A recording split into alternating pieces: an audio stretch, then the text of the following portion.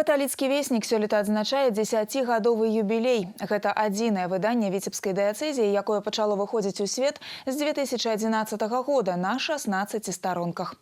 Альтэрнатывай друкаванай версіі сёння з'яўляецца створаны сайт у інтэрнэце. Зараз у рэдакцыі газеты працуюць 10 чалавек. Сярод іх фотакарэспандэнты, журналісты, карэктары і вярстальшчыкі.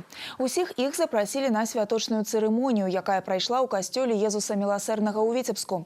Да ўрачыстасцяў далучыліся пастаянныя чытачы выдання.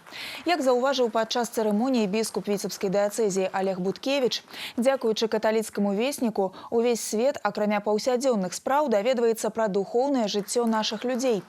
І асаблівая падзяка тым, хто працуе над выданнем, бо яны твораць дабро, кіруючыся верай.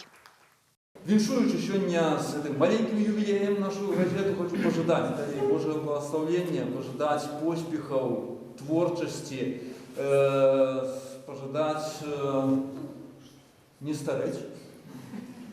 Ось, каб завжди, скажімо, ті супрацовники, завжди повдавали тих добрих супрацовників, да? Каб ті, хто тепер уже працює, каб робили гэта з серцем, робили гэта під натхненням Божого Духа, робили гэта з любов'ю. Починали ми, звісно, 10 років назад з нуля практично, тому що треба було все вчитися неким журналістським методом, майстерні, які ми там проводили, вчилися, підглядали, навіть елементарно робити фотоздимки.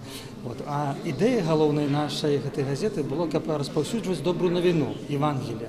Журналістика – це про сенсації, а ми про релігійні сенсації пишемо. А сама головна сенсація – це, що Ісус Христос воскрес, що Він живий, що Він серед нас, що Він є нашим Богом, який нас любить і закликає нас, щоб ми були соудільниками Його божського володарства.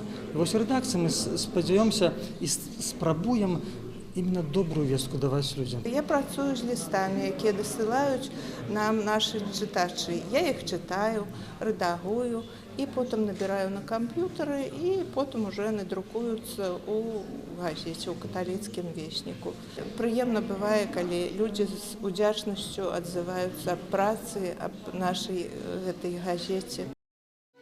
Да святочнага віншавання долучыўся віцебскі квартэт маладых выканаўцаў. У іх выкананні гучала класічная і сучасная музыка.